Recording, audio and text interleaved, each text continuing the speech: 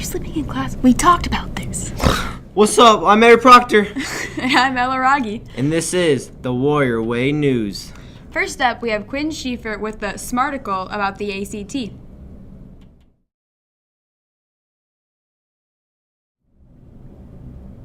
The juniors took the ACT test and the sophomores took a pre-ACT test on Tuesday, April 2nd.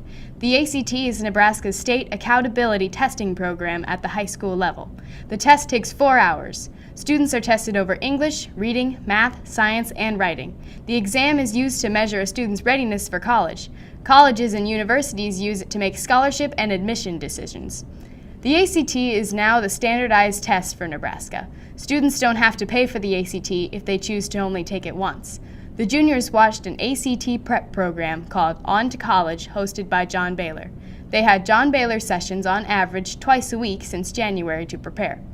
The pre-ACT is a shorter version of the ACT, only taking 3.5 hours, and it doesn't include the writing portion. The state of Nebraska paid for the pre-ACTs for the state, and schools can decide whether or not they want their students to take it. Sophomores are taking the pre-ACT because it will hopefully improve their scores on the ACT. Addie Rossman said, "The pre-ACT is new this year, and I think it will be good practice for the real ACT." There are also scholarship opportunities for students that score well on the pre-ACT. Students in grades 3 through 8 will be state testing over the next few weeks in areas of math, science, and English language arts. I don't even know how to spell ACT. A-C... See you after the next article with Sarah and the Art Show.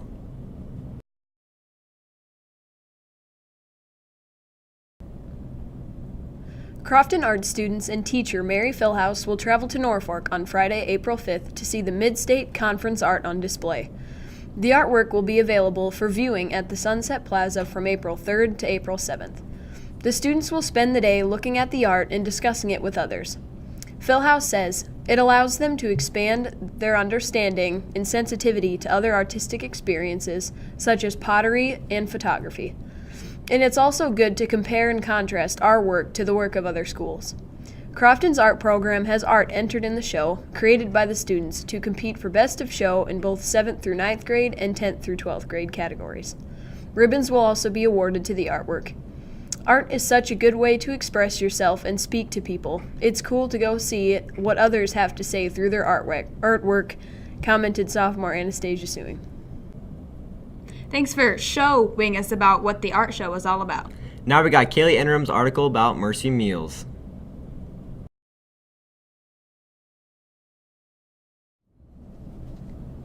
FFA and Family Career Community Leaders of America teamed up together to help with Mercy Meals on Monday, April 1st. The FFA chapter has been volunteering through Mercy Meals for about 10 years, and FCCLA joined them for 2 years. Sophomore Lacey Sprockle commented, "I like to help with Mercy Meals because I love to help other people in need." Mercy Meals is an organization out of Yankton, South Dakota, that feeds the children of Haiti. Their mission is to end starvation and help those that don't have a steady food supply. They package and ship nutritious meals to children of Haiti. Mercy Meals partners with Orphan Grain Train for transporting meals to all the Haiti children. The FFA and FCCLA packed vitamins and flavoring, soy, rice, and vegetable blend. The group packed 5,184 meals. FFA sponsor Stephanie Mann stated, "Having members from a small town community helping people around the world is a wonderful experience to have." We're done! That was a feeling article. Avery, we talked about this. You don't eat the article. Oh! Now we have Tyler Jansen with the update on the flood relief.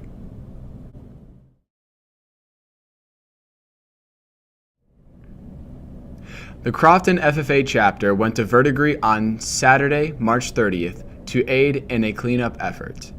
They helped clean up buildings and debris around the Verdigris football field left over from the flood. While they were down there, they also unloaded all the items donated by the Crofton Flood Relief Drive. Now we got this week's announcements. With us. Again. Can't mic drop yet, because it's expensive.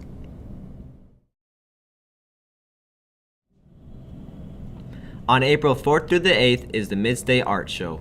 On April 4th through 5th, the State FFA Convention will be held in Lincoln. On Friday, April 5th, there's no school. Spring break! Sunday, April 7th, the FCCLA will go to the State Leadership Conference in Lincoln. On Monday, April 8th, the school board is having a meeting. Tuesday, there will be a track meet in Hardington. Thursday, April 11th is the elementary spring concert. And there is a varsity golf meet in Laurel Concord Coleridge. And finally, Friday will be district music contest in Laurel. And look, we found a mic. What you all been waiting for. Mic drop!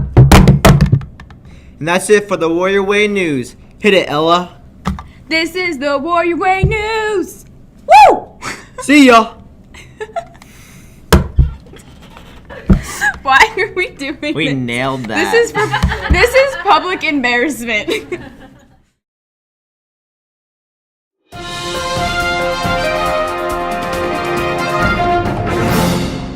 Welcome back, folks. Tonight we have a few guests talk over the topic of earthquakes. So let's begin with Brianna. Earthquakes are a vibration of Earth produced by the release of energy caused by the slippage in the lithosphere.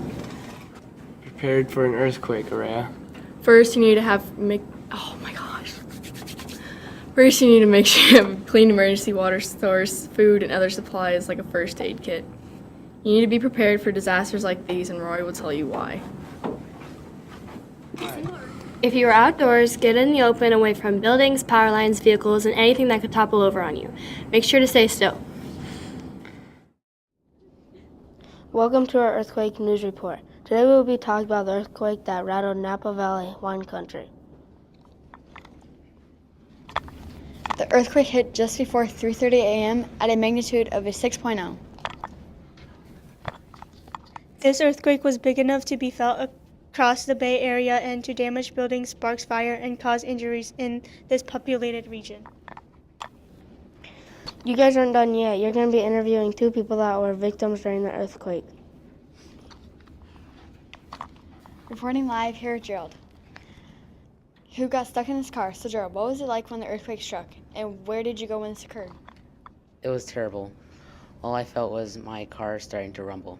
And I was driving down the road with my wife to a new taco place that was open, and the taco sign fell over onto my car and it bruised my leg.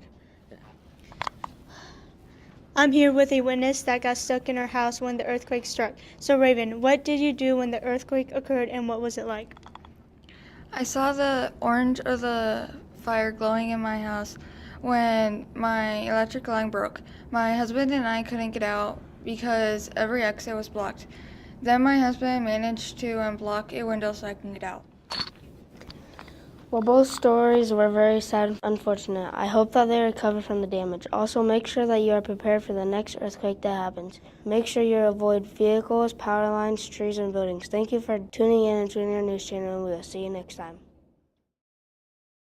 Hi, I'm Poppy Harlow, and today we are talking about earthquakes. Here's our expert Piper Dather. So how do earthquakes form? They usually form along faults and suddenly release energy that makes the ground shake. Could you explain what a 9.5 earthquake is? It's the magnitude that the earthquake included on the moment magnitude scale. So today we have joining us a victim of that earthquake. Yes, I was around 5 years old when the earthquake happened.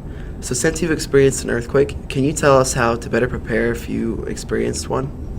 You can check and see if you have a good structure for your house, have an emergency supply kit that includes stuff you would need for at least 3 days, and stay in contact with other people. Now welcoming our architect, Thomas Maibaum. So how can we make the structure of our buildings more stable for when earthquakes occur?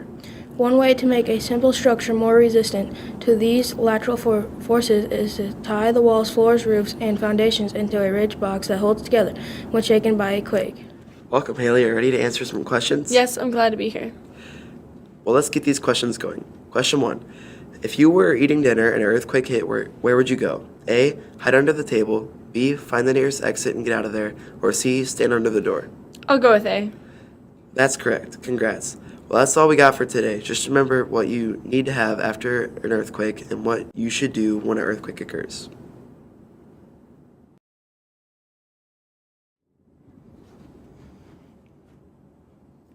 Hello, my name is Jeffrey Berger, and I'm here with Trevor Shanahan, and we are going to discuss the dangers of earthquakes. First, Trevor, tell us how an earthquake occurs. An earthquake is caused by slippage along a break in the lithosphere. Thank you. Now we are going to talk to another professional named Simon McFarland. Now, Simon, tell us what we can do to prepare for and what to do during an earthquake. Well, we can make sure our buildings are steadier, and what we can do during an earthquake is make sure you are in a place that nothing can fall on top of you. Now we are going to have a victim of an earthquake come in and tell us his experience. Paxton Barrows. Paxton, tell us what your experience with earthquakes are. Well, I started feeling some trembling in the flooring of my house, and that's when I figured there was an earthquake about to happen. So I went into a room that was decently protected, but no matter the earthquake still happened, and some heavy wood fell on my arm, and I had to get it amputated. I'm so sorry that happened to you. Thanks for coming in and telling your experience. Okay, now we will go over to Kayla O'Connor, who is an architect, and she is going to tell us what buildings need to have to prepare or withstand an earthquake. We can have stair foundations, mainly steel, and beams to hold it upright. Thank you, Kayla. And thank you to all who are listening. Goodbye and be safe. This is Information 77 with your host, Kodiak Suing. This is episode 1,267,000, and today we are going to be talking about earthquakes. Oh, thanks, Tom. Okay, here is an expert on earthquakes, Brooke Lammers. How does an earthquake occur, and what are the reasons behind it? Wait, what was the question? Here's my assistant. Okay. You see, earthquake is where, I'll be right back. Siri, what's the definition of an earthquake? Okay, I'm back. The definition of an earthquake is a sudden violent shaking of the ground, which usually causes great damage as a result of movement within the crust or due to volcanic activities. Could you explain a little bit more depth about the movement within the crust? We're still doing this? Get off the camera's rolling. We're going to take a little break. Oh. We'll quit. What the heck is going on here? I might have just said I was an expert for the pizza. What? Okay, everyone off stage. Hi, America. We're here with some real experts, Kendall and Kamari.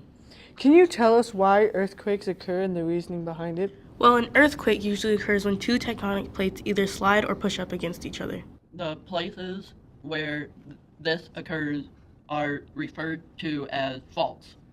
Okay, so where is the safest place to be during an earthquake? Some of the safest places are in the basement of your house, or under something like a hard desk, so falling ceiling and other stuff can't hit your head. Well, I think that knowledge could really mean the difference between life or death. I think that's going to do it for Information 77 with your host, Kodiak Suing. I'll see you in the next one. Hey, it's that one crazy lady. Security, security! You're all food. Do you have any more? No, get out of here.